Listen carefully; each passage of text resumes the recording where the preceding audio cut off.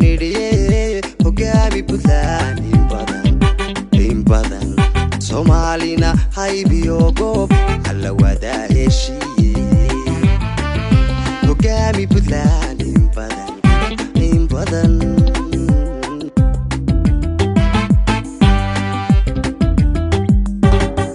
adada furay hananka isbiyada horseeday adahi milada lahayo haatan baad dhabaysay ambalyaan ku nidhiye hogaami Puntland in badan Soomaalina haybiyo goob alla wada heshiiye hogaami Puntland in badan taniyo in badan hogaami Puntland adada furay hananka isbiyada horseeday adahi milada lahayo haatan baad dhabaysay ambalyaan ku